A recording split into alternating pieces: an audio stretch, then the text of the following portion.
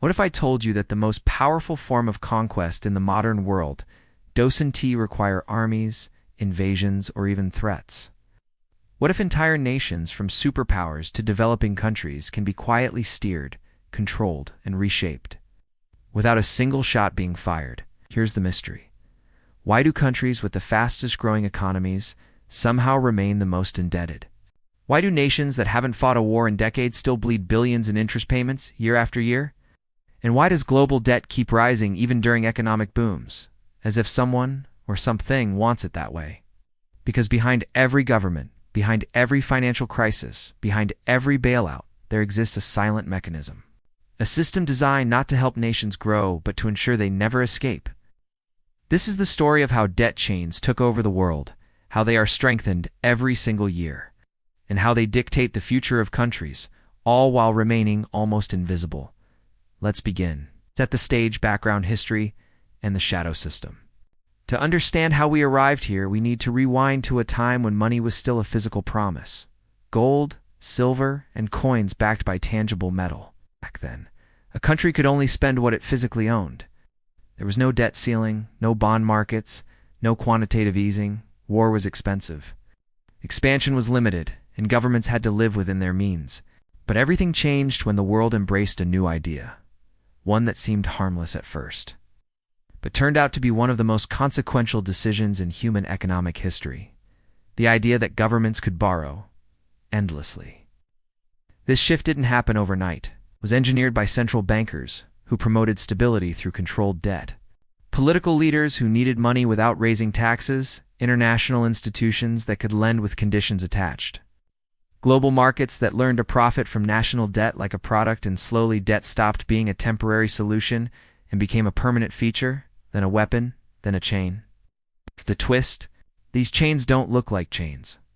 They look like spreadsheets, charts, interest rates, and loan agreements. But their impact is as real as any battlefield victory. Chronological story. Origins gives rise, gives breaking point, gives fallout, gives failed fixes. 1. Origins, how nations entered the debt web. The modern debt chain begins in the early 20th century. World War I countries needed money fast. They borrowed on a massive scale for the first time in history. By the time the war ended, nations were indebted to banks and each other. This was the first discovery. Debt could finance war faster than taxes, and could control governments long after war ended. The Great Depression and the rise of central banking, a world drowning in debt, needed stabilization. That stabilization came with a hidden price. Central banks gained unprecedented authority over national money. World War II and the Bretton Woods system to rebuild. Nations borrowed even more. The US dollar was crowned the world's reserve currency. Debt became global, not just national. Nations didn't realize it yet, but a new era had begun. Debt was no longer temporary, it was structural. 2. The rise. How debt became the new global infrastructure after the 1970s. Debt exploded. 1971. The day the dollar left gold, Nixon closed the gold window. Money was no longer limited by physical reserves. This was the moment the debt chains unlocked fully. Now governments could print money, borrow without limits, issue bonds endlessly, inflate away costs, create credit from nothing, expand balance sheets, turn loans into profit machines. Debt shifted from being a tool to being a business. Nations didn't just fall into the debt system, they were absorbed into it. The 1980s, IMF and World Bank structural adjustments. Developing nations borrowed heavily for infrastructure. When they couldn't repay, institutions stepped in with help, raised taxes, cut public spending, privatized national industries, opened markets to foreign-controlled nations, thought they were accepting rescue packages. But what they accepted were conditions that reshaped their economies for generations. This was the second discovery. Debt wasn't just money owed. Debt became influence. Debt became leverage. Debt became control. 3. The breaking point, when debt turned into chains by the 1990s and 2000s. Something subtle but deeply dangerous happened. Debt growth outpaced economic growth for the first time. Global debt grew faster than global GDP. This meant one thing: Nations could no longer grow fast enough to escape their own debt. Interest payments ballooned. Budgets tightened. Countries became dependent on refinancing just to stay afloat. 2008, the global financial meltdown. The world witnessed how fragile the system truly was. Banks collapsed. Governments bailed them out using borrowed money. Central banks printed trillions. A new pattern emerged. Debt was being used to solve crises caused by debt. This wasn't sustainable, but it became normal. Post-2008, the debt supercycle, every major economy, the US, China, EU, Japan, entered what economists call the debt supercycle. The rules were simple. Borrow more to avoid collapse. Lower interest rates to keep borrowing cheap, print money to delay the consequences. Hope nothing breaks, but something always does. 4. The fallout, the consequences, no one talks about.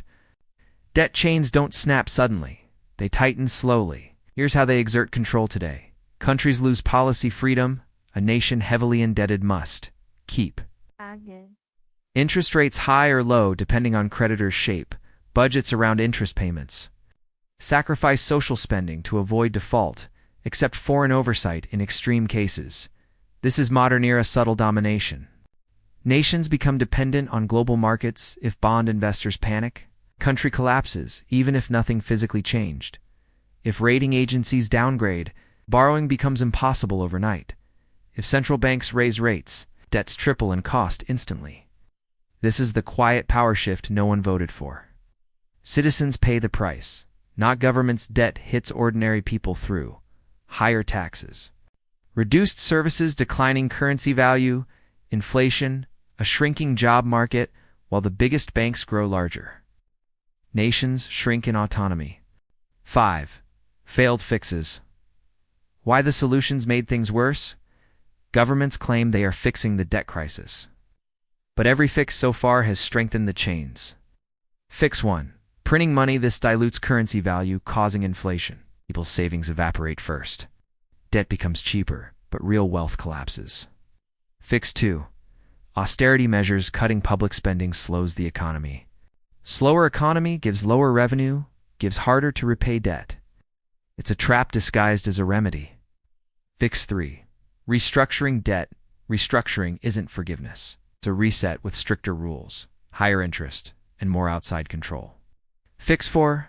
Borrowing more to pay existing debts. This is the global addiction. It's like taking a new loan to pay the minimum on a credit card. Nations aren't escaping. They're sinking, just more slowly. Modern parallels, shocking data, and repeating patterns. Let's fast forward to today. Global debt has reached a level that was once unimaginable. Key shocking stats. Global debt is now over $315 trillion. More than 3x global GDP. Every major economy is in record-breaking debt simultaneously. Over 100 countries spend more on interest payments than on healthcare. The world adds $10 trillion in new debt every 3 months. For every $1 of real economic growth, $4 to $6 of new debt is created. These are not numbers. These are chains tightening year after year. Repeating patterns today. Nations keep borrowing, expecting growth that never arrives. Central banks raise and cut rates like puppet strings, controlling economies. Developing nations increasingly depend on foreign lenders. Currency crises erupt faster and hit harder. Wealth gaps widen while national power weakens. The pattern repeats because the system requires it. Debt isn't a bug, it's the feature the system was built upon. The final message, 3 takeaways, a warning, and call to action. We've covered a century of financial evolution, manipulation, and quiet control. So what does it all mean? Takeaway number 1. Debt is not just money. It is influence. Countries do not make decisions freely. Their debt obligations dictate economic policy, social programs, taxes, trade deals, currency choices. Debt is the invisible rope around modern sovereignty. Takeaway number 2. Debt chains are strengthening, not weakening. We are not solving the problem. We are accelerating it. Larger bailouts, bigger deficits, more money printing, higher national dependence. The chains now stretch across every major economy. Takeaway number 3. The biggest power shifts in the future will be financial.